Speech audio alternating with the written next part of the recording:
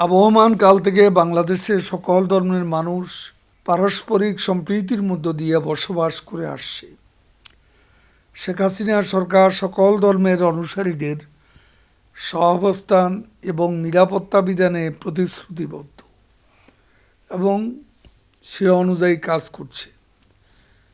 একটি অশুভ মহল বরাবরের মতো দেশে সাম্প্রদায়িক সম্প্রীতি বিনষ্টের অপচেষ্টা করছে। তারা রাজনৈতিকভাবে দেউলিয়া হয়ে ব্যর্থতা ঢাকতে নানান অপকৌশল আর ষড়যন্ত্রের পথ বেছে নিয়েছে। চালিয়ে যাচ্ছে সামাজিক বিশৃঙ্খলা তৈরির অপপ্রয়াস। এদেশে অসাম্প্রদায়িক চেতনাকে ভুলুণ্ঠিত করে গোলা পানিতে মাছ শিকার করতে চায় দেশের জনগণ, তাদের চেনে ও জানে। অতীতে তারা এ ধরনের কাজ করেছে। সর্বশেষ সুনামগঞ্জে ঘটনার সাথেও সেই অপশক্তির যোগসাজশ রয়েছে বলে জনগণ মনে করে।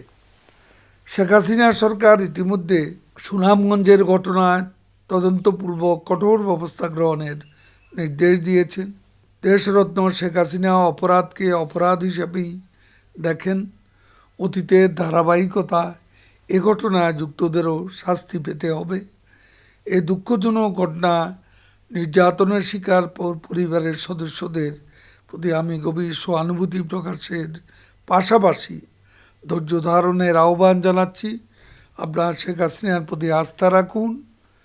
মামলা হয়েছে এবং অভিযুক্তদের গ্রেপ্তার করার জন্য পুলিশ তৎপর হয়েছে। এ ধরনের ঘৃণ্য অপরাধের সাথে জড়িতদের শাস্তি পেতেই হবে। সুনামগঞ্জের ঘটনা বিএনপি নেতারা আওয়ামী লীগকে দায়ী করছে। আমরা দলমত নির্বিশেষে অভিযুক্তদের শাস্তি বিধানের কথা বলছি, তখন বিএনপি নেতারা উদ্দেশ্যমূলকভাবে আওয়ামী লীগের উপর দৌড় চাপিয়ে প্রকৃত অপরাধীদের আড়াল করতে চাইছে কিনা তা খতিয়ে দেখা দরকার। অন্যের উপর দৌড় চাপানো বিবৃতিতে জনগণ মনে করে এ ঘটনার সাথে বিএনপি তার সাম্প্রদায়িক দোসরদের সংশ্লিষ্টতা থাকতে পারে। তাদের সাধুসাজার অপকৌশল অপরাধীদের আড়াল করার অপচেষ্টা বলে জনগণ সন্দেহ করছে। এই বিবৃতিতে ঠাকুরঘরে কেড়ে আমি কলা খাই না কথাটির অনুরণন মাত্র। একথা সবাই জানে যে এদেশে সাম্প্রদায়িক সম্প্রীতি যারা নষ্ট করে তারা বিএনপির সহযোগী। সাম্প্রদায়িক অপশক্তিকে তোষণ আর পোষণ করাই বিএনপির রাজনীতি। যে অপশক্তিকে বাঁচাতে এখন তারা মাঠে নেমেছে। বিভিন্ন পরাশ্রয়ী আন্দোলনে ভর করে সরকারের পতন ঘটানোর অলীক স্বপ্ন তাদের ভেস্তে গেছে। ধর্মীয় অনুভূতি উস্কানি দিয়ে ভাস্কর্য বিরোধী আন্দোলনও হালে পানি পায়নি। তথাকথিত আন্দোলনে বিন্দুমাত্র সাড়া না পেয়ে অতীতের মতো সংখ্যালঘুদের উপর নির্যাতনের বোতা অস্ত্র কাজে লাগানোর অপচেষ্টা করছে বিএনপি। আমরা নিশ্চিত করে বলতে পারি তাদের এই অপচেষ্টা বুমেরাং হবে। মুক্তিযুদ্ধের সপক্ষ শক্তির ঐক্যবদ্ধতা শেখ হাসিনা সরকার এদেশে সাম্প্রদায়িক সম্প্রীতি বিনষ্টকারী বর্ণচোরা অপশক্তিকে আর কখনো মাথা তুলতে দেবে না। আওয়ামী লীগের আমলে সংখ্যালঘু নির্যাতন বেড়ে যায়। বিএনপি নেতাদের এমন কাল্পনিক অভিযোগ ও মিথ্যাচার চৈত্রের দাবদাহে আষাঢ়ের গল্প ছাড়া আর কিছুই নয়।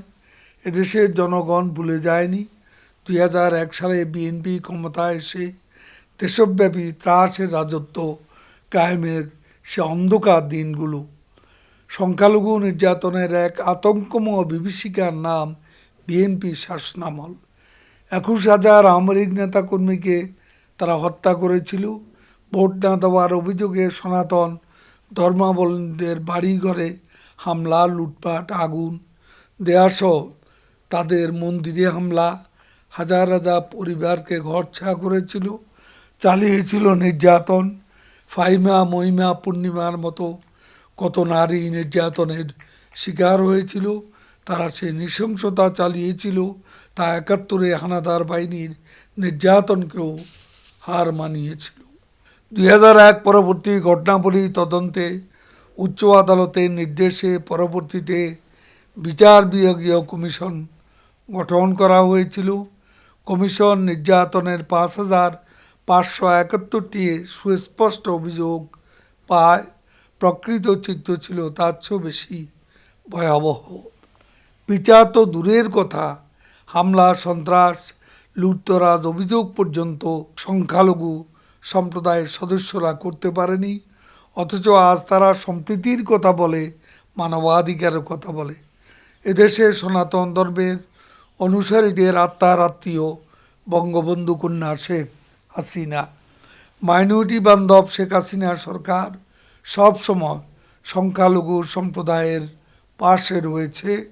স্বাধীনতার সুবর্ণ জয়ন্তী, মুজিব শতবর্ষের এ সময়ে এমন ন্যাক্কারজনক ঘটনা ঘটিয়ে, উস্কানি দিয়ে তারা মুক্তিযুদ্ধ এবং সাম্প্রদায়িক সম্প্রীতি বিরোধী তাদের অবস্থানকে স্পষ্ট করেছে। শেখ হাসিনার সরকার এর পেছনের কুশীলবদের মুখোশ উন্মোচন করবে।